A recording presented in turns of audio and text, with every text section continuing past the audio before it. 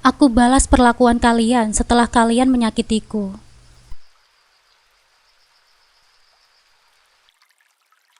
Assalamualaikum sahabat Bunda. Semoga Allah selalu memberikan kesehatan dan kebahagiaan untuk kita semua. Buat sahabat Bunda yang sudah subscribe, semoga rezekinya dilancarkan ya. Amin ya robbal alamin.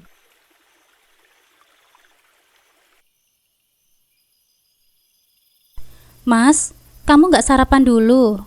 Tanya aku dengan lembut, sambil menatap wajah Mas Rizky yang sedang terburu-buru di depan pintu. Enggak bunda, aku sudah telat nih, jawabnya sambil memasang sepatu dengan cepat. Sesekali melirik jam tangan yang melingkar di pergelangan tangannya. Terlihat jelas guratan kekhawatiran di wajahnya karena takut terlambat. Aku tersenyum memahami kesibukannya. Ya sudah mas, ini aku siapin bekal ya, biar kamu bisa makan di kantor nanti, ujarku sambil meletakkan kotak nasi yang sudah kubungkus rapi di atas meja dekat pintu. Aroma nasi dan lauk sederhana yang kubuat pagi itu terasa hangat, dan aku berharap bisa menjadi semangat untuk hari kerjanya yang panjang. Mas Rizky berdiri sejenak, menerima bekal itu sambil menatapku. Senyuman tipis tersungging di bibirnya, membuatku sedikit tersipu. Iya bunda, makasih ya, katanya sambil mencodongkan tubuhnya ke arahku, lalu mencium keningku dengan lembut. Sentuhannya yang hangat itu selalu membuatku merasa tenang dan dicintai, bahkan di tengah kesibukan rutinitas kami. Aku berangkat dulu ya bunda, katanya, kemudian melangkah keluar menuju mobilnya yang terparkir di halaman rumah. Tangannya melambai singkat sebelum membuka pintu mobil. Aku mengangguk sambil membalas senyumannya. Iya mas, hati-hati ya, jangan buru-buru di jalan, jawabku. Suaraku terdengar penuh perhatian dan kasih sayang. Selalu ada kekhawatiran di hatiku setiap kali melihatnya pergi bekerja, tapi aku percaya pada kemampuan dan ketekunannya. Sesaat setelah mobilnya keluar dari halaman, aku kembali masuk ke dalam rumah sambil tersenyum kecil. Hidup kami terasa begitu sempurna. Rumah ini hasil dari jerih payah kami berdua. Begitu juga dengan mobil yang kini membawanya menuju kantor setiap pagi. Semua ini hasil perjuangan kami bersama. Sejak pertama kami menikah hampir 3 tahun yang lalu. Namaku Amira, dan aku sangat bersyukur bisa hidup berdampingan dengan Mas Rizky, pria yang sudah menjadi suamiku dan ayah dari putra kami, Dava, yang baru berusia 2 tahun. Hidup kami bisa dibilang cukup nyaman dan harmonis. Rasanya baru kemarin kami masih berjuang dari nol, melewati hari-hari yang penuh penghematan dan kerja keras demi bisa memiliki apa yang kami miliki saat ini. Meski sederhana, rasanya cukup dan penuh kebahagiaan. Mas Rizky bekerja sebagai seorang supervisor di sebuah perusahaan jasa pengiriman barang. Sementara aku meskipun hanya di rumah, aktif sebagai reseller produk kosmetik yang kujual secara online. Di sini kami bisa mendapatkan penghasilan yang lebih dari cukup untuk memenuhi kebutuhan keluarga kecil kami. Aku selalu merasa bersyukur, dan aku yakin Mas Rizky pun merasakan hal yang sama. Meski sibuk, ia selalu meluangkan waktu untuk bercengkrama dengan Dava, putra kami yang masih kecil dan selalu ceria menunggu ayahnya pulang setiap sore. Rasanya kebahagiaan kami begitu lengkap. Kami bisa makan malam bersama, berbagi cerita hari-hari, dan menghabiskan waktu di akhir pekan dengan mengajak Dava bermain di taman dekat rumah. Kehangatan itu tak tergantikan oleh apapun. Namun aku tahu, kehidupan tak selamanya berjalan dengan mulus. Ada masa-masa di mana hubungan kami diuji, entah karena kesibukan, masalah, atau mungkin juga perubahan yang terjadi seiring waktu. Aku berharap apapun yang terjadi nanti, cinta kami akan tetap kokoh.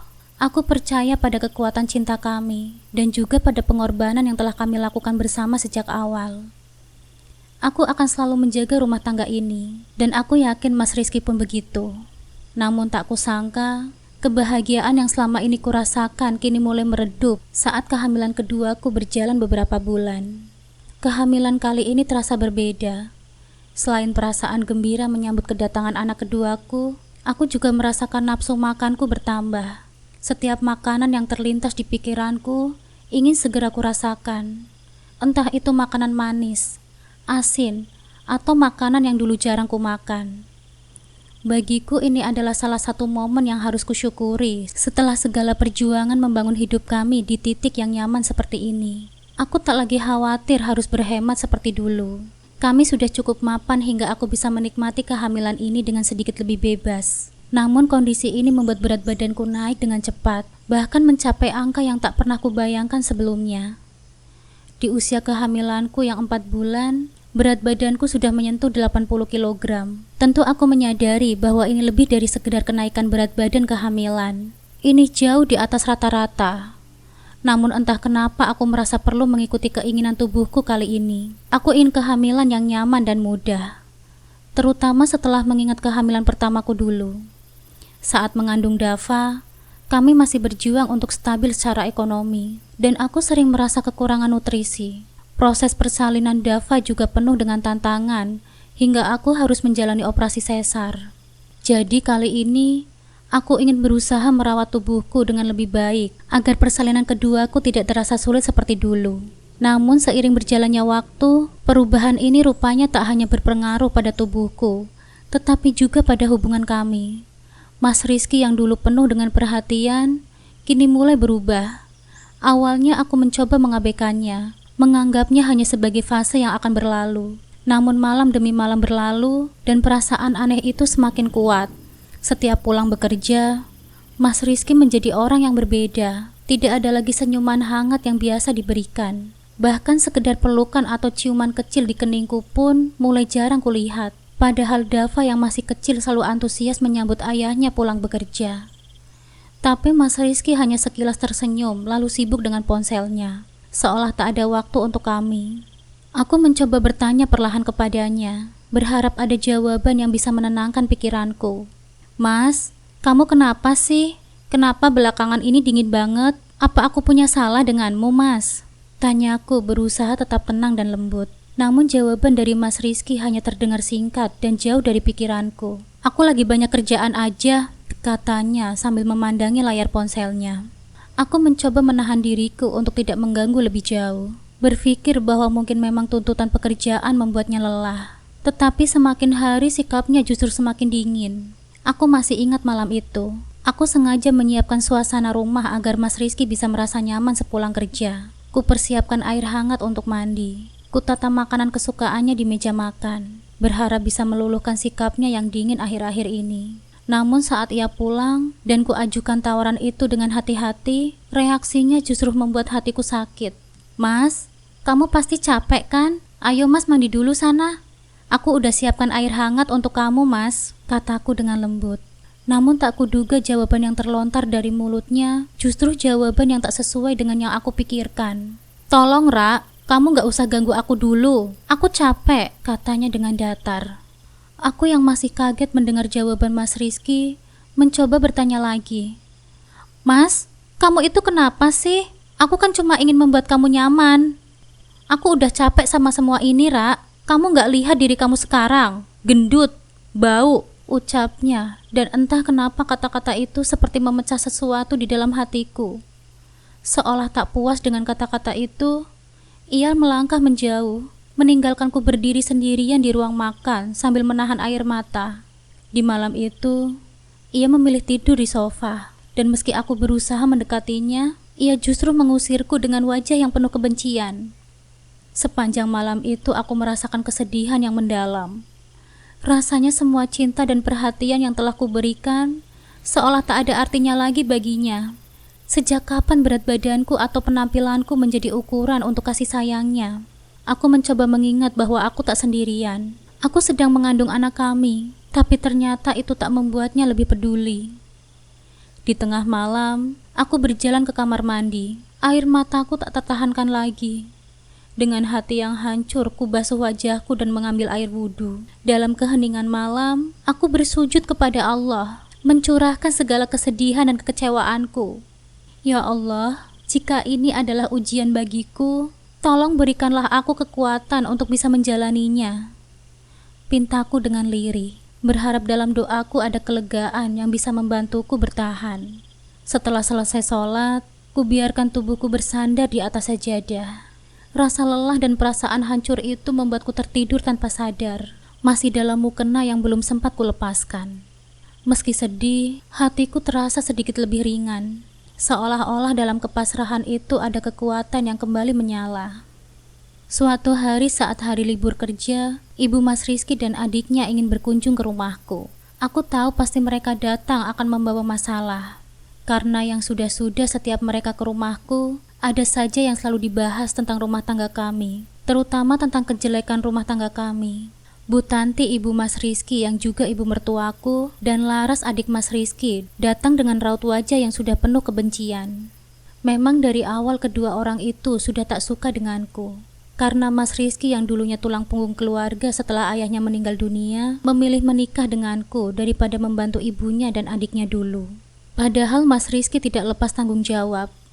Meskipun sudah menikah denganku, namun Mas Rizky masih selalu memberikan mereka uang bulanan.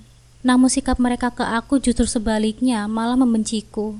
Hari itu rumahku terasa lebih dingin dari biasanya. Bu Tanti dan Laras datang dengan senyum tipis yang justru membuatku merasakan sesuatu yang menusuk.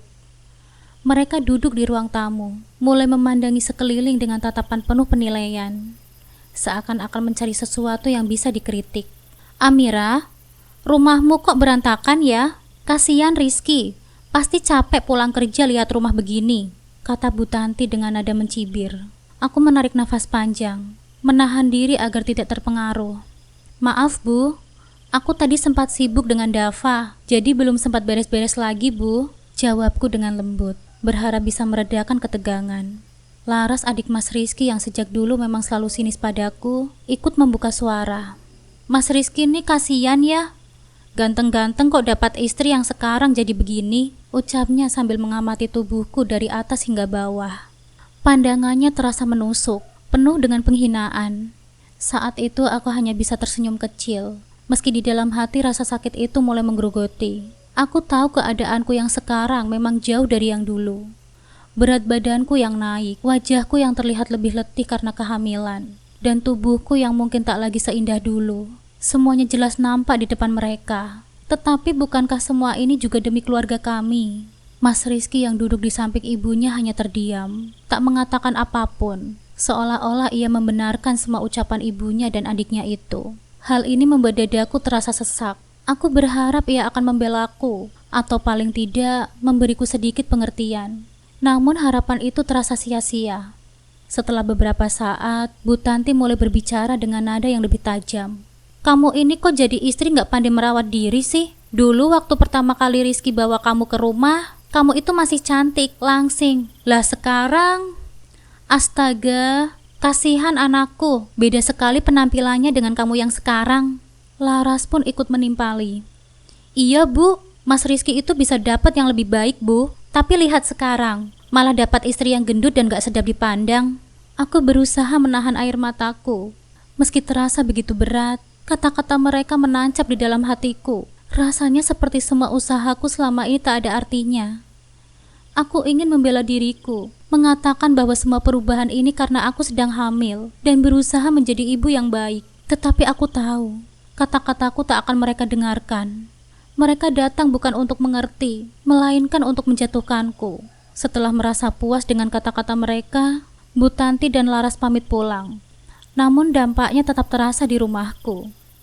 Setelah mereka pergi, aku masuk ke dapur untuk merapikan peralatan makan yang tadi kugunakan saat menjamu mereka. Namun tak lama kemudian, Mas Rizky masuk ke dalam dapur dengan wajah yang serius. Aku ngerti Amira.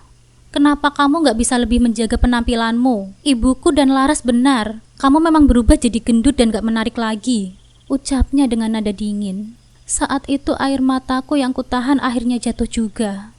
Hatiku hancur mendengar kata-katanya. Semua yang aku lakukan selama ini, semua perjuangan sebagai seorang istri dan ibu, seakan-akan lenyap begitu saja hanya karena perubahan fisik yang tak bisa kuhindari.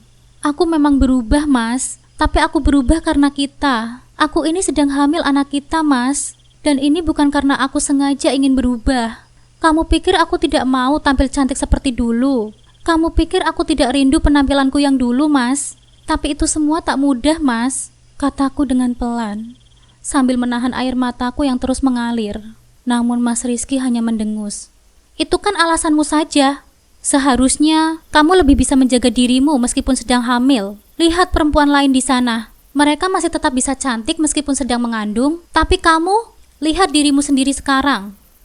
Aku merasa lelah. Semua kata-katanya seperti belati yang menusuk ke dalam hatiku.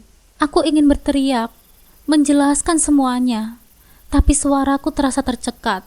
Aku hanya bisa menatapnya dengan pandangan yang tak lagi memiliki harapan, berharap ia akan melihat kepedihanku. Namun Mas Rizky justru melengos pergi, meninggalkanku dalam keheningan yang menyakitkan. Malam itu setelah memastikan Dava tertidur, aku kembali ke ruang sholat kecil di kamar. Di dalam kesendirian dan kepedihanku, aku berlutut, memohon kepada Allah agar diberikan kekuatan. Aku sadar aku harus tegar, karena ini adalah cobaan yang harus aku hadapi. Perlahan-lahan aku merasakan kekuatan yang tak terlihat menyelimuti hatiku, memberiku keberanian untuk tetap bertahan, meski dengan luka yang mendalam. Aku berdoa, memohon agar Allah memberiku petunjuk dan jalan keluar dari permasalahan yang sedang aku hadapi. Pagi harinya, aku berusaha mengumpulkan sisa-sisa kekuatan untuk melanjutkan hariku. Merawat Dava, mengurus rumah, dan tetap berusaha tersenyum meski di dalam hatiku ada luka yang belum tersembuhkan. Aku tahu ini bukanlah akhir dari segalanya. Aku akan berusaha menjadi ibu dan istri yang baik, meskipun mungkin cinta Mas Rizky kini tak lagi seperti dulu. Meskipun kini cinta Mas Rizky tak sama lagi seperti dulu. Hari-hariku kini berubah menjadi sepi dan menyakitkan. Mas Rizky semakin sering pulang larut malam.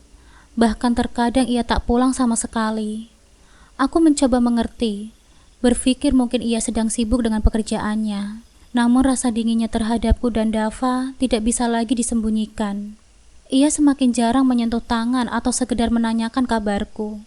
Aku hanya bisa menahan air mata dan berharap ini semua hanyalah fase sementara dalam pernikahan kami. Namun suatu malam, saat ia pulang dan ponselnya tergeletak di meja, aku tidak bisa menahan rasa penasaran yang membuncah. Aku mengusap layar ponselnya, dan seketika dadaku terasa sesak. Layar itu memamerkan foto seorang wanita yang sedang ia peluk dengan mesra. Wanita itu bukan aku. Tidak ada keraguan dalam tatapan penuh cinta yang mereka bagikan. Dengan memberanikan diri, aku bertanya kepadanya. Suaraku bergetar menahan amarah dan kekecewaan. "Mas, itu siapa, Mas?" Ia menatapku dengan tatapan dingin dan menjawab, "Itu Eva, calon istri keduaku." Kalimat itu bagaikan hantaman palu yang memecah hatiku seketika. Tidak ada penyesalan dalam suaranya, hanya ketenangan yang memancarkan kepuasan seolah ini adalah hal yang biasa. Hatiku hancur berkeping-keping. Di hadapanku, suamiku dengan santai mengakui bahwa ia tengah merencanakan pernikahan dengan wanita lain. Sementara aku sedang hamil besar anaknya. Aku hanya bisa menangis malam itu, menumpahkan segala kepedihan dan harapan di sajadah, mengadu kepada Allah, memohon kekuatan untuk menghadapi ujian yang nampaknya belum juga berakhir. Waktu berlalu dalam kesendirian dan kesakitan. Mas Rizky semakin jarang terlihat di rumah. Bahkan saat aku merasa kontraksi kehamilan semakin menguat, ia tetap saja tidak ada di sisiku. Aku dilarikan ke rumah sakit dengan bantuan orang tuaku, ditemani Dava yang menangis karena kebingungan melihat ibunya kesakitan. Di sana aku bertahan sendirian, tanpa suamiku yang seharusnya menjadi orang yang pertama yang merasakan kehadiran anak kami. 2 hari setelah aku melahirkan, Mas Rizky akhirnya datang. Namun tidak sendirian. Ia datang bersama Bu Tanti, Laras, dan juga seorang wanita yang tak lain adalah Eva. Tubuhku masih lemah, tetapi pandangan itu membuatku seakan tersadar dari keterpurukan. Kenapa ia datang bersama mereka? Dan mengapa mereka terlihat begitu akrab? Aku mencoba menyapa dengan senyum lemah, berharap ia akan bersikap baik karena aku baru saja melahirkan anak kami. Namun saat ia mendekat, ia mengeluarkan setumpuk kertas dari tasnya dan meletakkannya di atas meja samping ranjangku. "Ini surat perceraian kita, Amira. Tanda tangan di sini, biar kita bisa menyelesaikan semuanya secara baik-baik," ucapnya dengan dingin tanpa ekspresi. Aku tertegun, tak percaya dengan apa yang baru saja ku dengar. "Perceraian? Kenapa sekarang? Aku baru saja melahirkan anak kita, Mas." Mas Rizky mendengus. "Maaf, Amira, tapi aku sudah menemukan kebahagiaan yang baru. Ini semua demi kebaikan kita. Eva sudah siap menjadi bagian dari hidupku. Aku sudah tidak bisa berpura-pura lagi denganmu. Aku sudah tidak bisa lagi berpura-pura lagi denganmu." Mendengar kata-kata itu, aku hanya bisa menangis terseduh-seduh. Bayang-bayang cinta yang dulu ia ucapkan, janji-janji yang pernah ia katakan untuk selalu bersamaku, Seakan-akan semua itu hanyalah bayangan yang kini pudar begitu saja. Bu Tanti dan Laras yang ada di sana pun justru tersenyum penuh kemenangan. Seolah-olah ini adalah sesuatu yang mereka nanti-nantikan sejak lama. Setelah mereka meninggalkan kamar rumah sakit, aku tak mampu lagi menahan air mataku dan tangisanku yang tak tertahan. Aku berteriak dalam sunyi. Seluruh rasa sakit dan kepedihan seakan mengalir bersama air mataku. Kedua orang tuaku yang sejak tadi menunggu di luar, bergegas masuk ke dalam kamar saat mendengar isakanku. Aku memeluk mereka sambil menceritakan apa yang baru saja terjadi. Wajah mereka berubah muram, dan mereka hanya bisa membelai pundakku, memberikan kekuatan yang tak pernah kudapatkan dari suamiku. Aku tak lagi bisa tinggal di rumah yang dulu pernah menjadi tempat perlindungan kami. Dalam ketidakpastian itu, aku memutuskan untuk pulang ke rumah orang tuaku bersama Dava dan bayiku yang masih kecil. Aku tahu ini berarti menerima kenyataan bahwa keluarga yang dulu kubanggakan kini telah hancur. Kembali ke rumah orang tuaku adalah pilihan yang harus aku ambil demi kesejahteraan anak-anakku. Di rumah orang tuaku, aku berusaha menyembuhkan luka hati yang begitu mendalam. Malam-malam ku lalui dengan memeluk anak-anakku yang masih tak mengerti apa-apa. Dava yang masih kecil kerap bertanya mengapa ayahnya tak lagi bersama kami. Aku hanya bisa menjawab seadanya, berharap waktu akan membantu menyembuhkan pertanyaan-pertanyaan di hatinya yang belum bisa ia pahami. Hari-hariku perlahan berjalan, penuh dengan rasa sakit yang membekas, namun juga dengan kekuatan yang mulai bangkit kembali. Aku tahu aku harus kuat. Anak-anakku bergantung padaku. Meski ada luka yang tak pernah sembuh sepenuhnya, aku bertekad untuk terus melangkah demi masa depan mereka. Aku tidak akan lagi bergantung pada siapapun yang membuatku merasa kecil dan tidak berarti. Aku sadar bahwa kebahagiaan tidak selalu datang dari orang lain, dan kesedihan ini bukanlah akhir dari segalanya. Di antara kesulitan ini, aku menemukan diriku yang lebih kuat. Seorang ibu yang mampu berdiri meski terluka, dan seorang wanita yang siap menempuh perjalanan hidupnya dengan lebih tabah. Waktu terus berlalu. Hampir setahun sudah aku menjalani hidup sebagai ibu tunggal dengan 2 anak, tanpa kehadiran suami yang seharusnya menjadi tempat berbagi beban dan cerita. Meski begitu, aku terus berusaha kuat dan bersabar. Aku tahu bahwa hidup harus terus berjalan. Bukan hanya untuk diriku sendiri, tetapi terutama untuk Dava dan Naya, anak-anakku yang masih kecil dan membutuhkan banyak kasih sayang serta perhatian. Perlahan namun pasti, kehidupanku mulai berubah. Sejak kejadian pahit itu, aku mencoba bangkit dengan membangun bisnis kecil-kecilan sebagai reseller kosmetik. Dengan modal yang seadanya, aku menjual produk-produk kecantikan secara online. Awalnya penjualan hanya berlangsung melalui media sosial, tetapi aku tekun terus belajar dan mencari cara untuk meningkatkan kualitas serta promosi bisnis ini. Usahaku tidak sia-sia. Dalam beberapa bulan, bisnis kosmetik yang aku kelola mulai berkembang dengan pesat. Aku bahkan memiliki pelanggan tetap yang selalu membeli produk dari toko onlineku. Berkat kegigihan dan kerja kerasku, aku mampu mengumpulkan cukup modal untuk membuka sebuah toko fisik di dekat pasar. Kini toko kosmetikku selalu ramai oleh pelanggan yang datang untuk membeli langsung produk yang kutawarkan. Melihat toko itu berkembang membuat hatiku tenang dan bahagia. Seolah semua jerih payahku dan air mataku selama ini telah terbayar. Aku pun mulai memperhatikan penampilanku. Bukan untuk orang lain, melainkan untuk diriku sendiri. Dengan waktu yang lebih stabil, aku bisa merawat diriku, menjaga kesehatan dan berolahraga. Perlahan-lahan tubuhku kembali seperti dulu, bahkan lebih baik. Kulitku nampak lebih cerah, wajahku berseri, dan orang-orang di sekitarku mulai memperhatikan perubahan ini.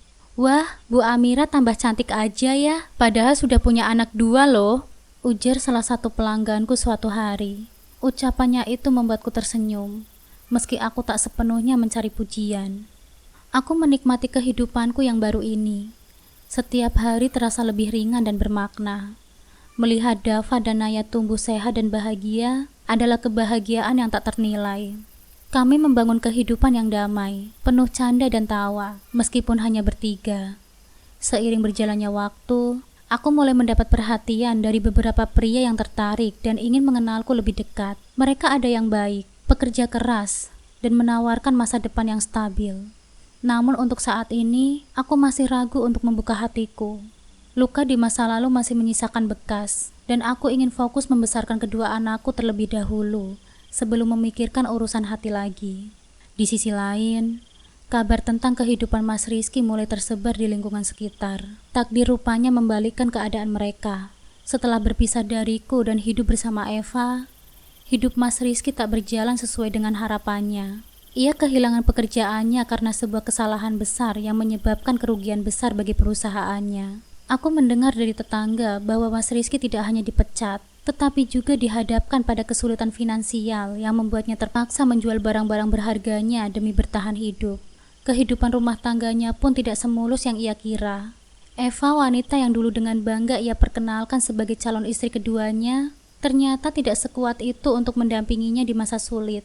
Begitu Mas Rizky mulai kehilangan penghasilan tetap dan berjuang mencari nafkah, Eva mulai menunjukkan ketidakpuasannya.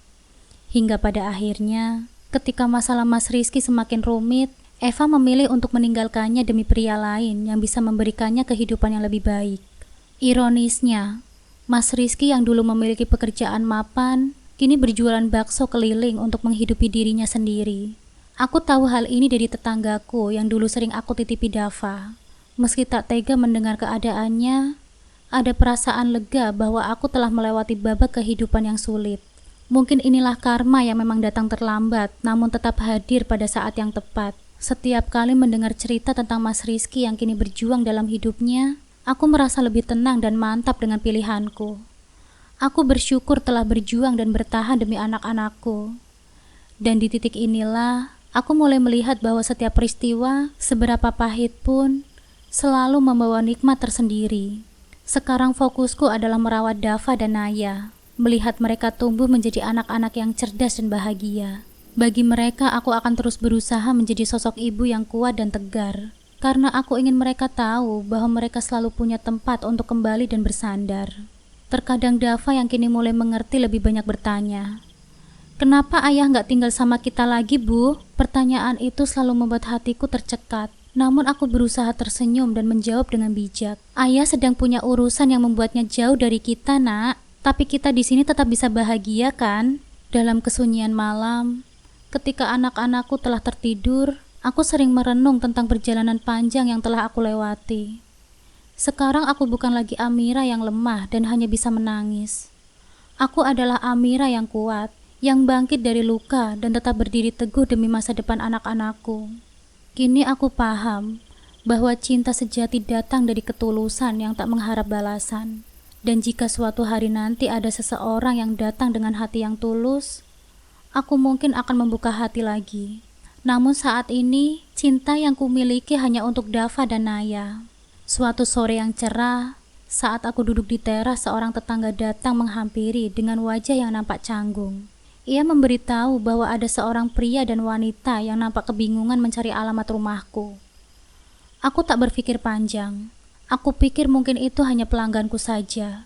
Namun ketika aku keluar untuk melihat langsung, jantungku semakin berdebar. Di depan rumah berdiri sosok yang pernah aku kenal, Mas Rizky dan Bu Tanti. Wajah mereka nampak lebih tua dari yang kuingat. Kelelahan nampak jelas di raut wajah mereka. Tatapan Bu Tanti yang dulu penuh dengan kebencian, kini berubah menjadi tatapan yang penuh harap.